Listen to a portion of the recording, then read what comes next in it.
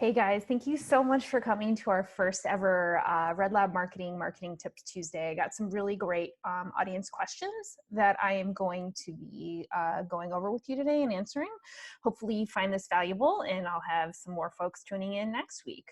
The more the merrier. So the first question I got is from Betsy. So Betsy asked, how can we as a highly technical SaaS product find the best creative people? And she put in parentheses, social media, community outreach, and content writers. We need these creatives, but we are worried that they can't handle the technical content. So that's a great question, Betsy. So as someone who spent a lot of time submitting job applications last year, I know how limiting the traditional application process can be. Sometimes, it can be so prescriptive on the front end that it weeds out the people that you really want to hear from. So, honestly, if you're looking for, creative people that might not fit into the bucket, I would recommend, if you can, maybe bypassing the traditional like recruiting application process altogether and trying something new. So there are a ton of digital groups on Facebook, Slack, LinkedIn, etc., dedicated just to freelancers and connecting freelancers, and companies and businesses can recruit and post stuff. And I've seen just a ton of people connected on these platforms. I think just being upfront about what you're looking for. So creatives who can handle technical content. There are a lot of people, as you know, who have been let go from companies and organizations due to COVID-19. And there is just an incredible amount of talent out there right now. So I think, maybe it won't be as hard as you think it is to find the right people for these roles. There are a lot of people who maybe have that technical talent who are out on the market. I think it's just a matter of connecting and finding them where they're at. Another thing, as someone who submitted a ton of job applications before deciding to go the freelancing route, what I really love, and some companies did this, were they created an application process where people were asked to perform job tasks like they would do like on day one, or performing problems or answering those kind of questions, writing samples, really like challenges that will really assess someone's overall skill.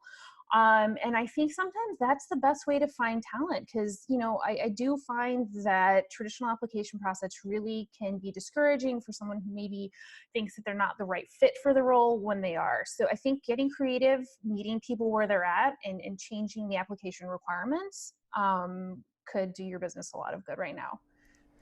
So our second question is coming from Noelle, and she wrote in to ask, how do I get influencers to try our platform? It's a benefits platform for freelancers and mostly free, but I can't seem to get people to try it and or write about it. So, hey Noelle, thanks for writing in, and great question. So when managing influencers, there's always going to be initial barriers for adoption, right? So I think to start with, it's critical that you make sure you are targeting the right influencers. That's going to be key. So doing some audience research to find out influencers who have overlapping audiences, or influencers who are writing about your industry makes it an easier sell. So set up a Google alert for industry related terms to see who's already writing about your sector, and maybe even which influencers have written about your competitors. That's some pretty low hanging fruit. They're already writing about the industry. So, there are also a wide variety of influencer marketing tools that will help you search for influencers, across sectors. The one I'm most familiar with is BuzzSumo. Once you have identified some potential influencers that you want to work with, start cultivating relationships with them first. Just like you would cultivate a relationship with someone in real life, you have to have that foundation. So that means doing things like sharing their content, writing thoughtful comments on their blog posts, starting a conversation with them on social media, asking about their work to let them know you're interested in their content, and most of all, keep it about them. So these early interactions are not an opportunity to pitch yourself. It's about them and forming that foundation, as I said. So once you have that relationship, make sure to keep things simple for them. Think about things like, do we have an influencer onboarding package? Giving them easy access to a packet of your content, logos, white papers, or social media templates will make it easy for them to take your content and run with it. So those are my initial thoughts, and happy to dive into that further with you.